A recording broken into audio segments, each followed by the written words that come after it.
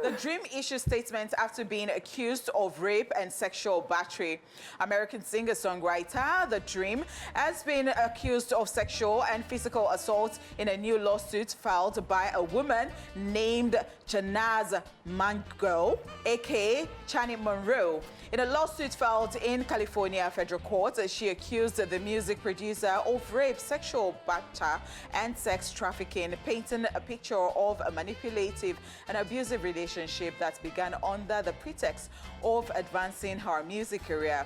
In a statement to the New York Times, The Dream denied the accusations, calling the claims untrue and defamatory. He said, "These claims are untrue and defamatory. I oppose all forms of harassment and have always strived to help people realize their career goals. As someone committed to making a positive impact on my fellow artists and the world at large, I'm deeply offended and saddened by these accusations." Monroe claims that she was introduced to The Dream in 2014 when she was 23, working in the United States on an international visa from the Netherlands. And in 2015, he lured her with promises of stardom, only to subject her to repeated sexual assault, physical abuse, and emotional manipulation. According to the lawsuit, he pressured her into unwanted sex, sometimes using threats and coercion, including recording an intimate encounter and threatening to share the footage. Monroe describes a pattern of control and abuse, including being locked in a dark room, being forced to have sex in public spaces, and enduring threats with a gun placed beside her during encounters. A lawsuit also accuses The Dream of sex trafficking, a claim seen in other high-profile cases, including those against Sean Diddy Combs. This case highlights ongoing issues within music industry, where power dynamics can lead to exploitation and abuse. Monroe, represented by Douglas H. Wigder and Meredith A. Fartog, hopes that our story will help others and prevent future abuse. Monroe is, however, seeking compensatory damages connected to lost income from her experiences, monetary judgments for emotional distress, punitive and exemplary damages, and legal-related fees. Not again. I'm just sick and tired Not of again. this. But at the end of the day, I'm happy that all of this is coming out now. Whoever is guilty, let them face the wrath of the law. Yes, let them do the investigation and let them, just... And then this is also, encouragement to anybody that has gone through this kind of things. To speak up. You're going to be living in trauma for the rest of your life when you see the person who has, molested you and giving you trauma out there enjoying his best life, and you're there every other time, reliving the memory.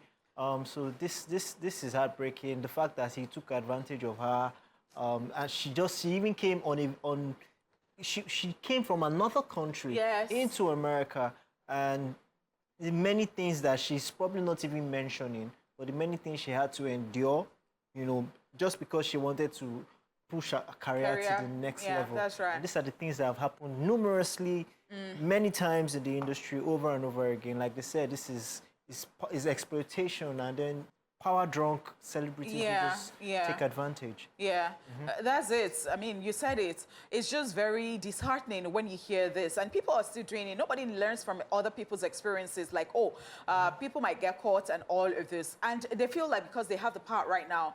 And in the long run, you might have even forgotten what you've done to people, but people would still remember all of those things. And it still happens.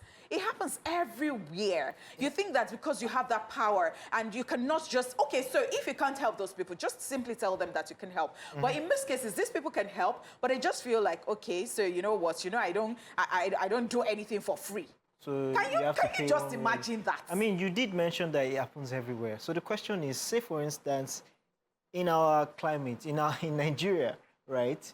Do you think that the rule of law can actually happen where someone takes a celebrity or someone of power to court and say, you know what, I think so. I went through this I with think this person. so. It might be hard, it might be long, But I think so. I think some people have achieved stuff before. In fact, I've seen somebody take, what's it called, a company.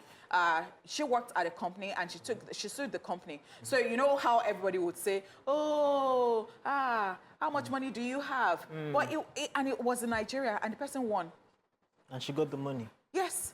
Amazing. So sometimes, yeah, but I think for you, pushing it, not pushing it at all, might just be that you just accepted it like that. So even at the end of the day, if it does not work, you would have tried. That's the thing. In a country, in a place where law works, and you know that, okay, if you go after this, you're going to get the results. People are encouraged to come out and do and talk about it.